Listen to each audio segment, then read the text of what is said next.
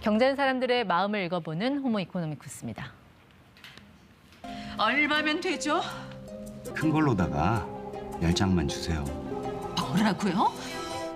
뭐라고요? 라는 말이 이럴 때도 나올지 모르겠습니다. 이 떼인 돈 받으러 변호사 찾아갔는데 변호사 선임료가 더 많아 이 배보다 배꼽인 상황. 차라리 변호사 비용 아끼며 내가 스스로 소송해볼까? 이른바 셀프 소송이 요즘 증가 추세랍니다. 고려할 점은 어떤 게 있는지 이지훈 변호사와 알아보겠습니다. 네, 변호사님 어서 오세요. 네, 안녕하십니까. 변호사 없이 소송한다. 오늘 네. 솔직히 이 얘기 안 해주고 싶으실 것 같은데.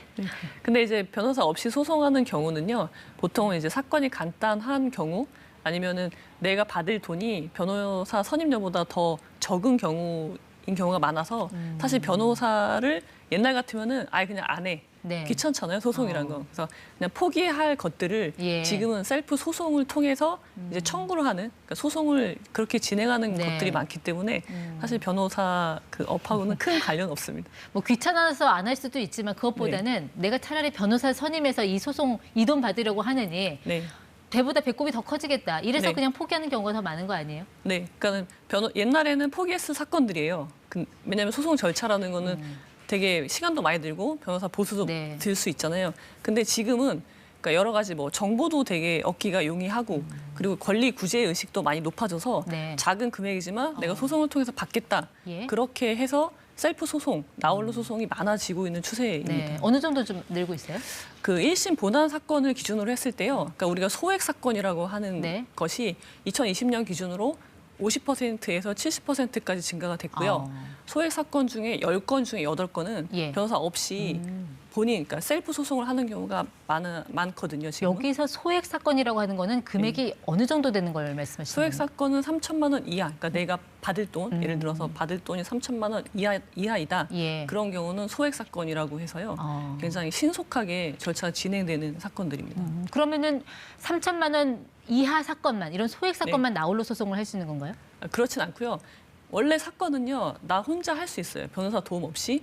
뭐 헌법 재판이나 형사 사건 중에 필요적 변호사건을 제외하고는 예. 모든 사건은 나 혼자 셀프 소송이 가능합니다.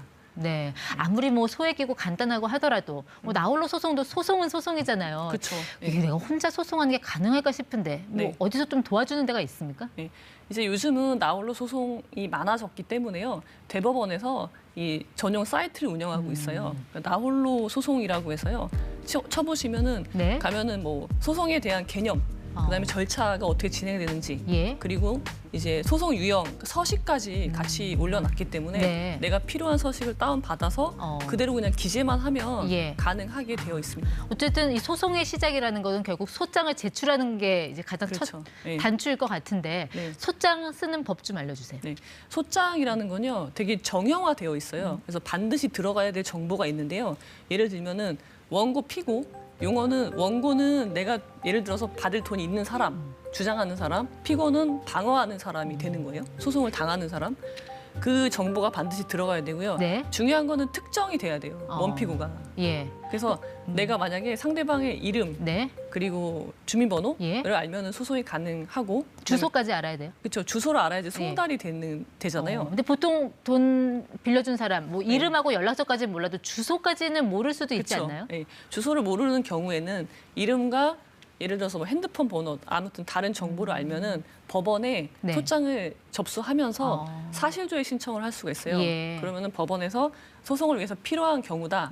그랬을 때는 그 상대방의 주소를 뭐 주민등록 등초본을 떼서 네. 주소를 확인할 수 있게 해주거든요. 그래서 알겠습니다. 그런 절차를 통해서 예. 피고를 특정을 해야 되고요.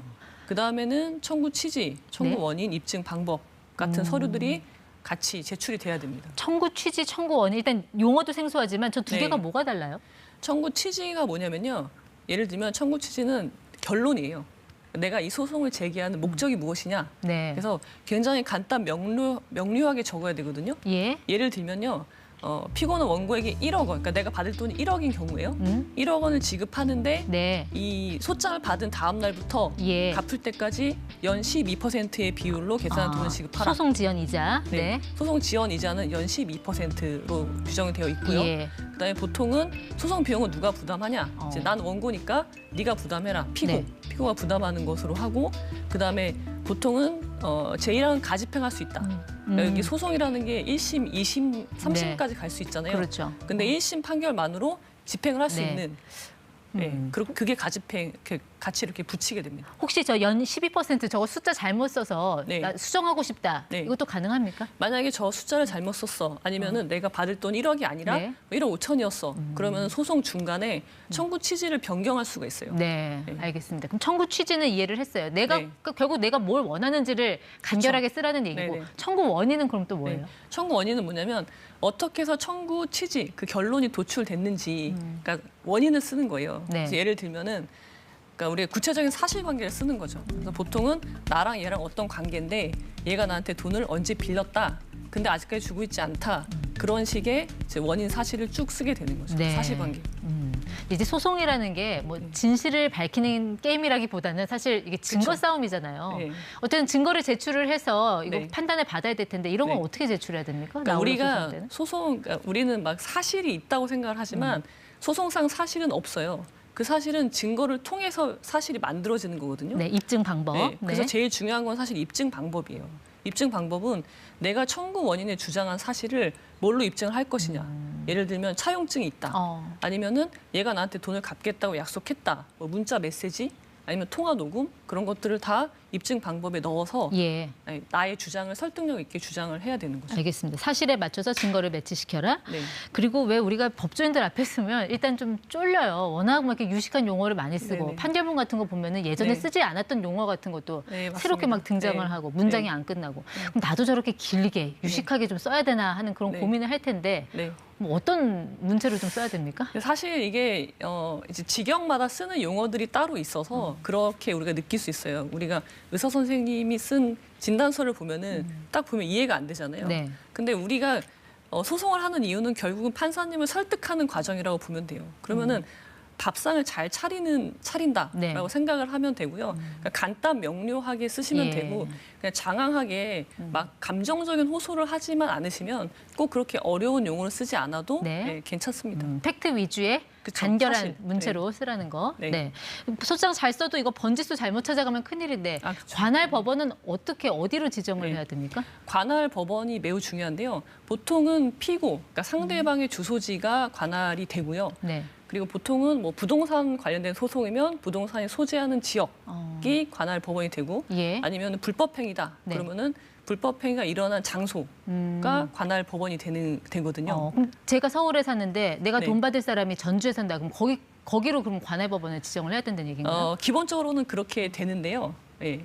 그 피고한테 피고가 소송을 네. 당하는 사람이니까 피고의 주소지가 보통 관할이 돼요. 근데 내가 관할을 잘못 적으면 이게 이송이 되거든요. 네. 원래 적법한 관할지로 그러면 소송이 또 지연되는 또 문제가 있기 때문에 거기에 따른 또 비용도 들어가고. 그렇죠. 예. 관할을 확인하는 게 매우 중요합니다. 알겠습니다. 이게 셀프 소송이 뭐 변호사의 도움을 안 받는다고 하지만 그렇다고 뭐 비용 자체가 제로는 아니지 않습니까? 그렇죠. 네. 이것도 이제 국가의 서비스를 이용하는 개념이니까 비용은 발생을 해요. 크게 드는 비용은요. 인지대랑 송달료가 발생하는데요. 네.